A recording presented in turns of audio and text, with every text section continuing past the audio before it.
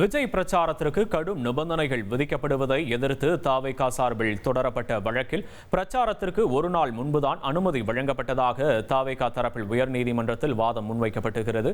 விவரங்களை செய்தியாளர் சதீஷ் முருகன் வழங்க கேட்போம். சதீஷ் முருகன், வணக்கம். தாவேகா சார்பில் என்னென்ன வாதங்களாம் தற்போது முன்வைக்கப்பட்டு வருதுன்னு சொல்லுங்க.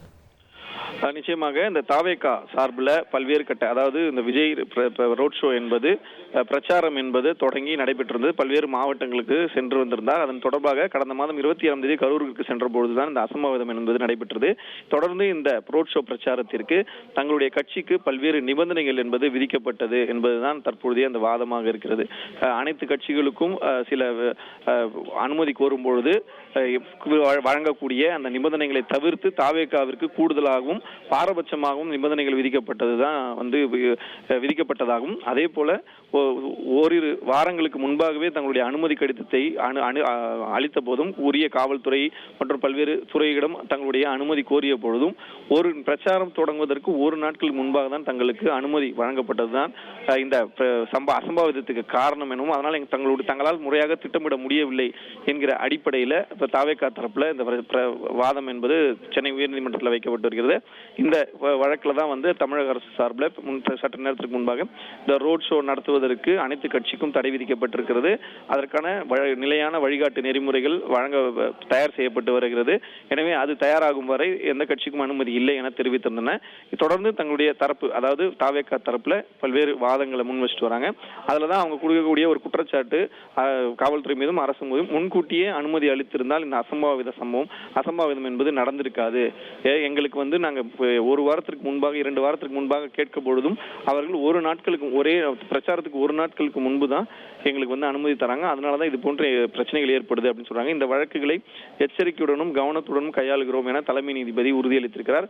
எல்லா கட்சிகளுக்கும் முன்கூட்டியே அனுமதி வழங்க வேண்டும் என்பதையும் தலைமை நீதிபதி தெரிவித்திருக்கிறார். அதாவது இந்த வழக்கு தாவேகா தரப்புல போட்டிருந்தாலும் இது எச்சரிக்கையுடன் கவனமாக கையாளுகிறோம். குறிப்பாக எல்லா கட்சிக்கும், தாவேகா மட்டுமில்லை எந்த கட்சியாக இருந்தாலும் முன்கூட்டியே அனுமதி வழங்க வேண்டும் என தலைமை நீதிபதி தெரிவித்திருக்கிறார்.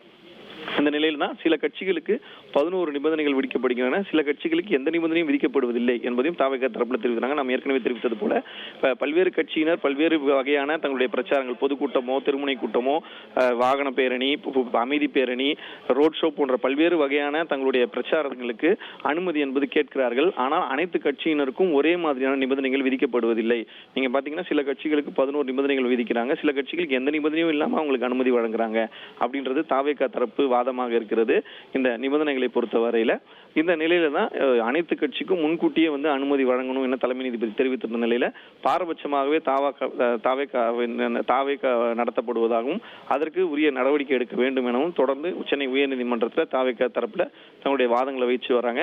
இந்த வழக்கை பொறுத்தவரை பார்த்தோம்னு சொன்னா பல்வேறு வழக்குகள் அந்த கரூர் சம்பவத்திற்கு பிறகாக சென்னை உயர்நீதிமன்றத்திலும் சென்னை உயர்நீதிமன்ற மதுரை அமர்விலும் நடத்தப்பட்டு வருகிறது. அதன் ஒரு பகுதியாக தற்போது தாவேகா சார்பில் போடப்பட்ட இந்த வழக்குல தான் இந்த பல்வேறு கட்ட விவாதங்கள் நடைபெற்று வருகிறது. இந்த விவாதத்துல ஏற்கனவே பாத்தீங்கன்னா வேறொரு வழக்கு, அதாவது வேறொரு பொதுநல வழக்கு சென்னை உயர்நீதிமன்றத்தில் போடப்பட்டது. என்னன்னு பாத்தீங்கன்னா ரோட் ஷோ நடத்துவது தடை விதிக்க வேண்டும் அப்படின்னு சொல்லி ஒரு சென்னையை சேர்ந்த ஒரு நபர் போட்டிருந்தாரு. அதற்கு அப்பொழுதே தமிழக அரசு தரப்புல பதில் கூட்டங்கள் நடத்தப்பட்டது. குறிப்பாக சொல்லணும்னா என்ன மாதிரியான விஷயங்கள், ரோட் ஷோக்கு என்ன மாதிரியான அனுமதிகள், என்ன மாதிரியான நிபந்தனைகள் விதிக்கப்படும் சொல்லி அதுக்கு நாங்க இப்ப நிறுத்தி வைக்கிறதுக்கு பல்வேறு ஆலோசனைகள் நடைபெற்று வருவதாகவும் தெரிவிச்சிருந்த நிலையில தற்பொழுது அனுமதி இல்லை என்பதை உறுதிப்பட தமிழக அரசு தெரிவித்திருக்கிறது. அந்த வகையில தான் இந்த தாவேகா தரப்பிற்கு இந்த நடைபெற்ற இந்த பிரச்சாரத்தின் போது தங்களுக்கு நடைபெற்ற பல்வேறு சிரமங்களையும் இழைக்கப்பட்ட அநீதிகளையும் அவங்க சொல்லிட்டு வரதா தாவேகா தரப்புல தெரிவிச்சிருக்காங்க. குறிப்பா சொல்லணும்னா பல்வேறு கட்சியினருக்கு பல்வேறு நிபந்தனைகள் விதிக்கப்படுது. இது ஒரு சீரான ஒரு யூனிஃபார்மிட்டி இல்ல, ஒரு கட்சிக்கும் ஒரு மாதிரி இருக்காங்க. சில கட்சிகளுக்கு பல நிபந்தனைகள் விதிக்கப்படுது, சில கட்சிகளுக்கு ஒரு சில நிபந்தனைகளுடன் அனுமதி, சில கட்சிக்கெல்லாம் பாத்தீங்கன்னா ஒரே மாதிரியான ஒரு நிபந்தனைகள் கூட கிடையாது அப்படின்றத சொல்லியிருக்காங்க. பொதுக்கூட்டம் நடத்துவதற்கு ஒரு நாள் முன்னர் தான் இந்த உள்நோக்கத்துடன் காவல்துறை அனுமதி வழங்கியதையும் தாவேகா தரப்புல தெரிவிச்சிருக்காங்க. அதாவது ஒரு நாள் முன்னாடி அனுமதி அளித்தது என்பது உள்நோக்கத்துடன் இருப்பதாக தாவேகா தரப்புல குற்றச்சாட்டப்பட்டிருக்கிறது. அந்த அடிப்படையில அனைத்து தரப்பினரும் ஒரே மாதிரியான, அனைத்து கட்சியினருக்கும் ஒரே மாதிரியான அனுமதி வழங்கப்பட வேண்டும்.